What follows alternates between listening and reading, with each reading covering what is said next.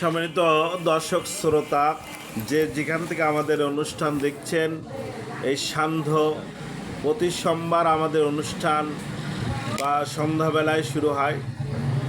আমরা দেশ প্রবাস থেকে যারা এই অনুষ্ঠান দেখছেন, অনেকে লাইক কমেন্ট করেন, আমরা তাদেরকে ধন্যবাদ জানাচ্ছি। এরপর যে আমাদের কবিতা নিয়ে আসছেন আমাদের প্রকৃতির কবি, যিনি গান একাধারে শিল্পী, গীতিকার, সুরকার এবং কবি। তো আমাদের শেখ লোকমান হোসেনের ভাইয়ের স্বরচিত কবিতা এখন আমরা শুনব। বিসমিল্লাহির রহমানির রহিম।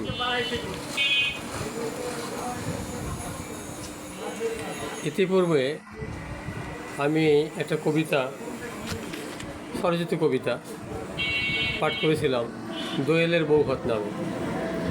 দোয়েল পাখির বিয়ে দিয়েছিলাম, জাতীয় পাখি। তার বিয়েতে পাখিকুলের কয়েক প্রজাতি শরিক হয়েছিল।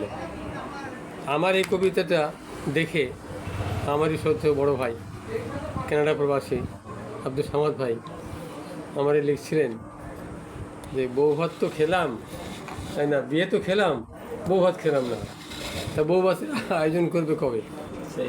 তা আমি বললাম দেখি কবে পারি, আল্লাহ যেদিন দেওয়াবে সেদিন দেবো বৌভাতের আয়োজন।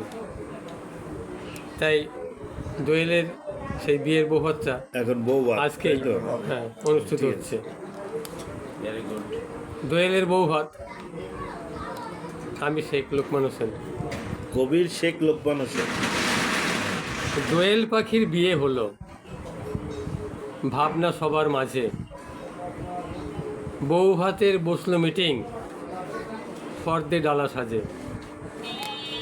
সবাই বলে একে একে, তাতেই এক করি, মাছরাঙা হেসে বলে ভরবো মাছে ঝুড়ি। মাছরাঙার পাশেই সারস ছিল চুপ করে, লম্বা ঠোঁটে চিকুন সুরে, সাথী তোর ওরে। টিয়ে বলে মরিচ দেব যত লাগে তত, এনে দেব হরেক রকম, রাঁধবে মনের মতো। মশলা দেবে শালিক পাখি, যা কিছুই আছে, চলল উড়ে করতে জোগাড়, কথা নাহি মিছে। কাককে বলে ডেকো না কো, চুপটি থেকো সদা, কাঠ এনে চুলার পাশে সাজিয়ে দিও গাদা। মাংসে আছে মজার স্বাদ, দেবে সেটা চিল, অনেক ভেবে বলল শেষে কাজটি বড়ই জটিল।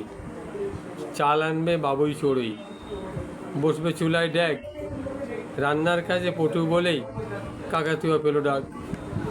কোকিল কেন কয় না কথা, মনটা কেমন মরা, দেবার মতো আছে মোর কণ্ঠে সুধা ভরা।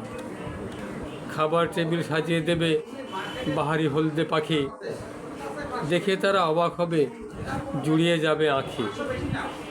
খাবার দেবে ময়না পাখি, থাকবে সাথে তোতা, সবাই বেজায় খুশি হবে শুনে তোতার কথা।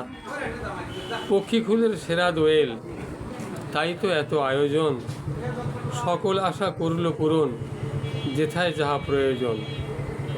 খাবার শেষে সবার মাঝে দোয়েল এসে বসে, সুখ দুঃখের খবর নিয়ে জানল সে অবশেষে। হারিয়ে গেছে অনেক পাখি, নেই তো আগের পরিবেশ, মানুষ এসব করেছে উজাড়, দুঃখের নাই শেষ। বিয়ের এমন আজব বৌভাতের এই আজব খবর নেটে দিল সাংবাদিক, বিশ্ব মাঝে ছড়িয়ে গেল, সবই হলো কাল্পনিক। ধন্যবাদ লোকমান ভাইকে। বৌভাতের সুন্দর একটি কবিতা বলছেন। আমরা লোকমান ভাইয়ের কবিতার মাধ্যমে আমরা কিছুটা ক্ষণিকে আনন্দ পাই। আসলে আমি প্রকৃতির কবি বলছি, উনি প্রকৃতিকে নিয়েই তো কবিতা রচনা করেন। প্রত্যেকটা কবিতার একটা ধাঁচ থাকে। প্রত্যেক কবি, রবীন্দ্রনাথ যা লিখছেন নজরুল তা লিখতে পারেননি, আবার নজরুল যা লিখছেন রবীন্দ্রনাথ তা লেখেনি। এই জন্যে একটা কবি এক ধরনের থাকবেন। আমরা ধন্যবাদ জানাচ্ছি লোকমান ভাইকে সুন্দর একটি কবিতা বলার জন্য।